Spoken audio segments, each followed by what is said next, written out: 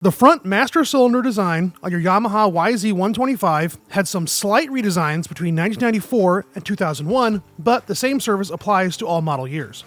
My bike is totally stripped, so I am removing the banjo bolt on the bench, but I would recommend you remove yours while it is still mounted on the bike.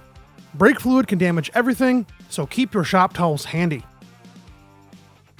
The parts you will need are a front master cylinder rebuild kit, rubber grease, and a fresh bottle of DOT4 brake fluid. If you don't have any parts yet, you can get all the parts you need through the link below. This front master cylinder service should cost no more than $25 and take less than an hour to complete. Unbolt the banjo bolt and wrap the end of the brake line in a paper towel. Remove the reservoir cap and drain the master cylinder. Completely disassemble the master cylinder, starting with the brake lever. Remove the piston boot.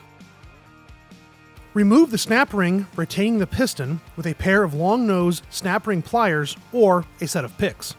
Pull the piston from the housing. Clean all of your front master cylinder components and make sure to rinse and dry them thoroughly. As you clean, inspect the components for excessive wear, pitting, and corrosion. If any piece is damaged, it will need to be replaced. Measure the inside diameter of the cylinder bore. The cylinder bore should measure no greater than 11 millimeters. My cylinder bore is just under the service limit at 10.77 millimeters, so my master cylinder is good to go. I am installing an all-balls front master cylinder rebuild kit, and you can get this exact kit through the link below. Match the old parts with the new parts to make sure you're not accidentally throwing away something you need. Once you have your new parts ready, soak your new piston cups in fresh brake fluid for 15 minutes to soften and lubricate for assembly.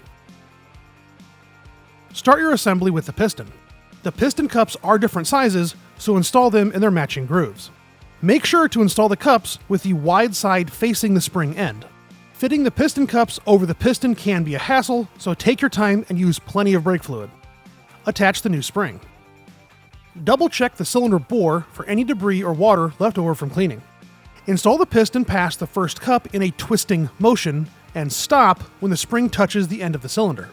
The piston and cylinder are a very tight fit, so make sure not to roll the piston cups on the way in.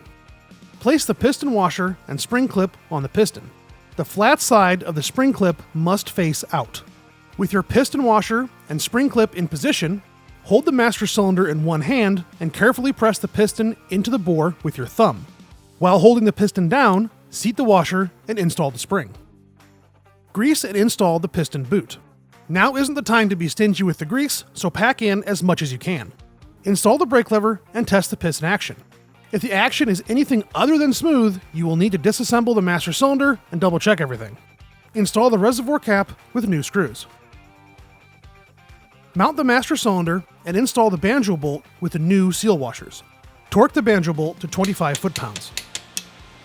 Make sure to visit fixyourdirtbike.com for the detailed step-by-step walkthrough. You can follow me at fixyourdirtbike across all social media, and if you have any questions, please let me know in the comments or through direct message. Thanks for watching, and make sure to like and subscribe.